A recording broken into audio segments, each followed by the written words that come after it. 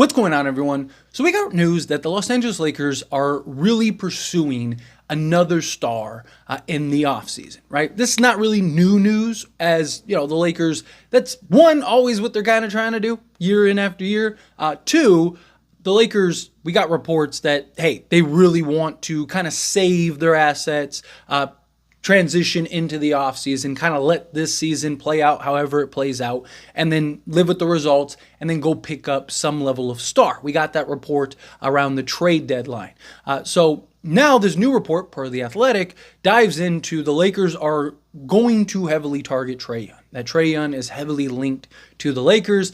There's kind of been these like murmurs and just like things thrown out there, right, from like Kendrick Perkins about like, oh, I have good information that a star is coming. You know, everyone's just kind of like, it's Kendrick Perkins, right? But no, you look at it and it's like, okay, Trae Young, he's in Atlanta.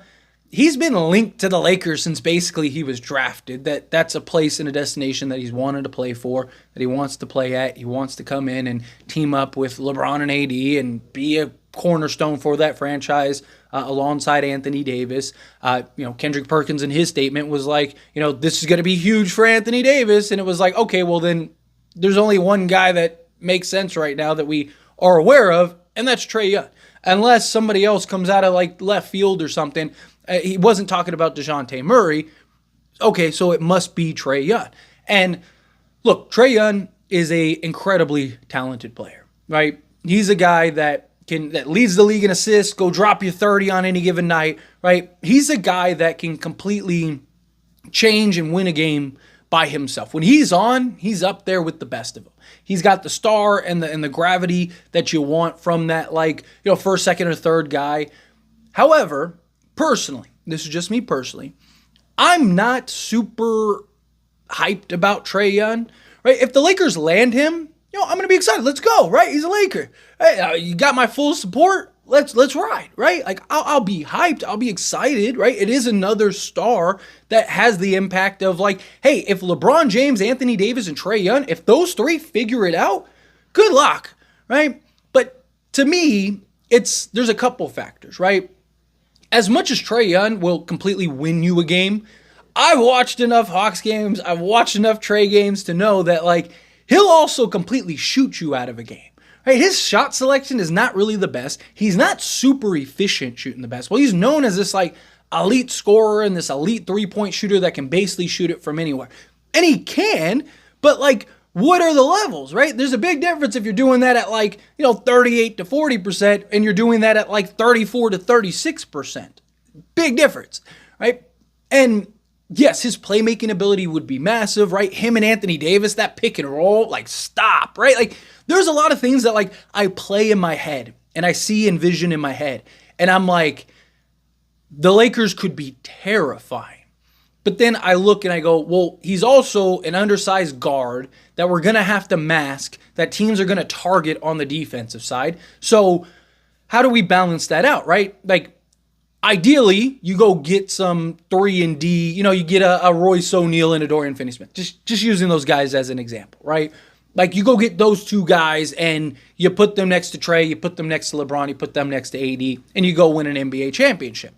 But realistically, if you go and you trade for Trae Young, you're probably at that point very limited as to what you can acquire in free agency and maybe potential other trades to kind of round out. So you're probably just kind of stuck with like Cam Reddish and Jared Vanderbilt, which, okay, right? Defensively, you got those two guys like literally all they have to do is just defend. Like you don't have to do anything else. Because with Trae Young, LeBron James, and Anthony Davis, you have 120 points worth of scoring just between those three guys, right?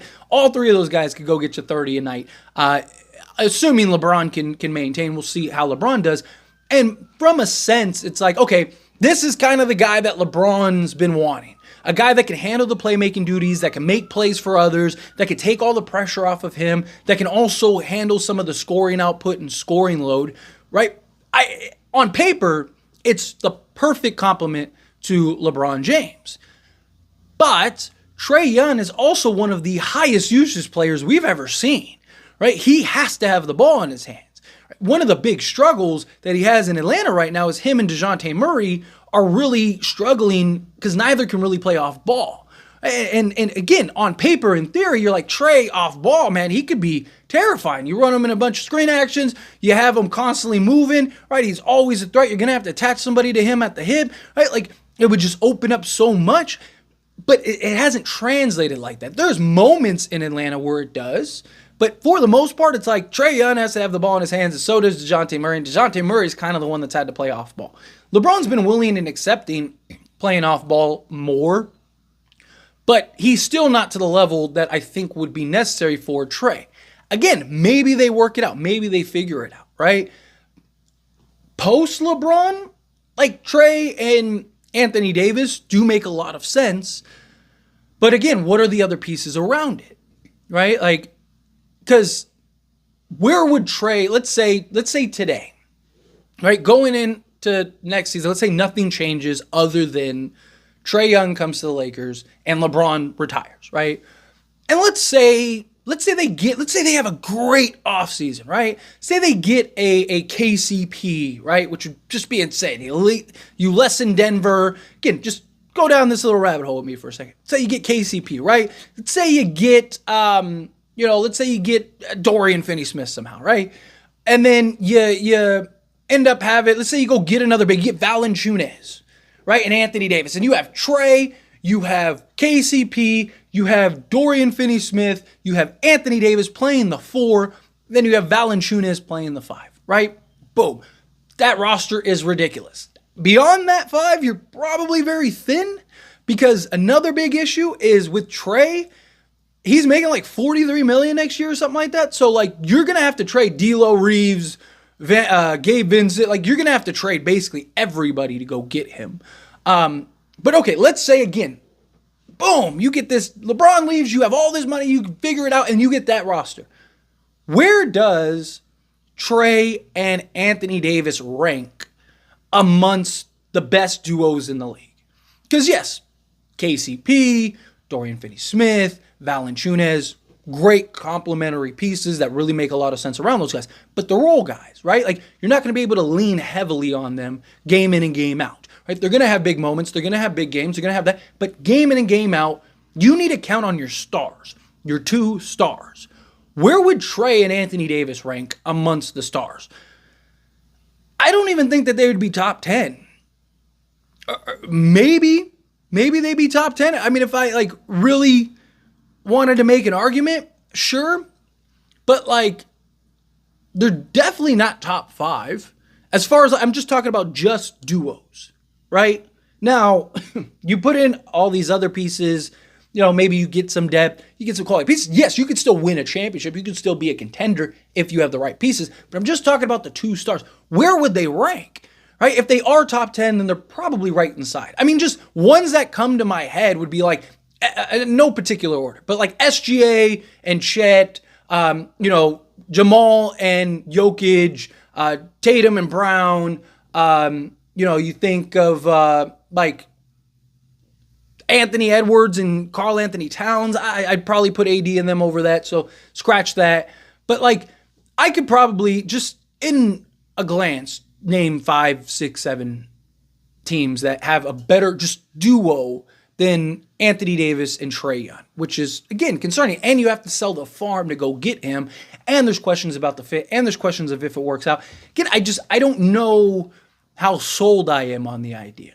If it works, great, right? On paper, it makes a lot of sense. You get that off-ball threat. You get a guy that can play on-ball. You basically get like an upgraded D'Lo, right? He's not as big, right? But D'Lo's kind of the defense liability, but you get the shooting, although D'Lo's been much better shooting the basketball. But like the playmaking, right? The gravity of the star, right? It's like, that's the idea. It's like, okay, you get an upgraded version of D'Lo. But D'Lo has been fantastic playing off ball. Trae Young, we don't know if he can. And then if not, then that means Anthony Davis and LeBron have to do that. I'm not super sold on it. Again, you put it together, and if it works, great, cool. And look, again, you'll get my full support. All right, we get Trae Young, I'll be hyping him up. I'll be, oh man, we're winning, we're coming, right? Like all of it. I'll do all of that, right? Because, I'll still express my concerns as I always do, but I will be excited because it is another star that could have a real impact. But to me, it's like, what are the other pieces around those guys, right? Trae, LeBron, and Anthony Davis, those three are going to win you plenty of games if they are healthy and on the court. You're going to be good. I'm not worried about you winning games, maybe even making a deep playoff run. But can you win a championship with those three? I think will come down to fit, right? I think that'll be the real key, and how well you can mask Trae Young on the defensive side of things. I think those would be the two biggest questions, right? But again, if it works, great. We're sitting pretty, probably winning the championship. Donovan Mitchell is still like my white whale, right? Like he's the one that I want. And look, there's talks that it's the Knicks or it's the Lakers. So I don't know. We'll see. We'll see in the offseason. But anyway, as always, this is a discussion, so I pass a question on you. Let me know your thoughts and opinions down in the comments below. What do you think? How do you feel? Do you want Trae Young on the Lakers? Do you think, yes, that's the guy, go get him? Do you think no? Again, I'm not against it. I just want to make that clear. Like, I'm not against them getting Trae Young. I just have my reservations, right? So depending on how it shapes up depends on, kind of how I'll critique it. But love to hear your thoughts and opinions down in the comments below. That being said, if you haven't liked this video, hit that like button. Helps me out a lot. Lets me enjoy these types of videos, and I truly appreciate it. Not subscribe to the channel, hit that subscribe button. Turn on the bell notifications. Appreciate y'all. See you in the next one. Thank you.